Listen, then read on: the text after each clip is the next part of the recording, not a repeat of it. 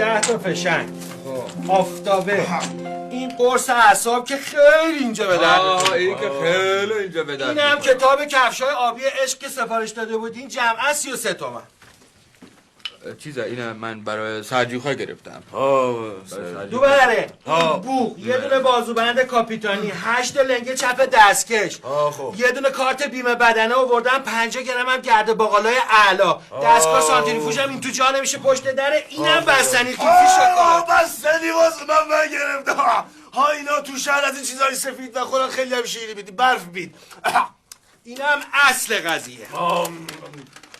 ها ما خب ما از این وزنه ها نبخوایم خیلی ممنون ما از اینا وداریم. ابله تو میدونی چی هست که بهش میگه وزنه؟ ها خب این وزنه روی کاغذ بینو وزارن روی کاغذ که باد نبرتش این کاغذ رو.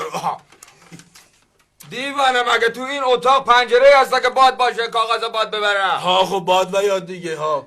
اینجا الان باد هست ها خب کو کجا اینجا باد هست؟ کو باد میبینی تو اینجا الان؟ ها و یا این پس چی میدی باد بود دیگه هوا ببره.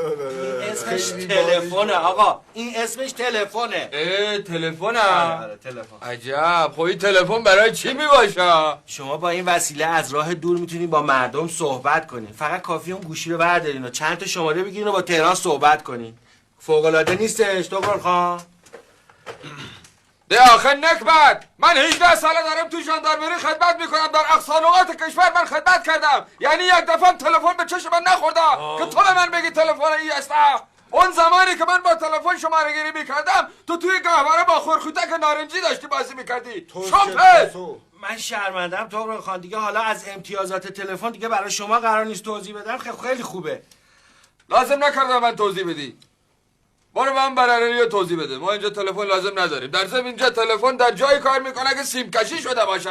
اینا و چی اینجا بر من آوردی آخه؟ آقا جهت اطلاعتون دیروز شرره صاحب تلفن شد وقتی تیر تلفن تا شرره بیاد یعنی یه هفته طول میکشه بیاد توی برره فقط کافیه شما یه مکاتبه با مخابرات بکنی و یه هفته بعد تلفن اینجاست. لازم نکرده ما هم تلگراف بس ماست تلفن نمیخواد. راستی یادم افتاد این بز سیم تفلگارتو بخورد. بز سیم تلگراف خورد؟ چرا؟ خب بز گیاهخوار بود سیم بخوره دیگه با چی بخوره خب.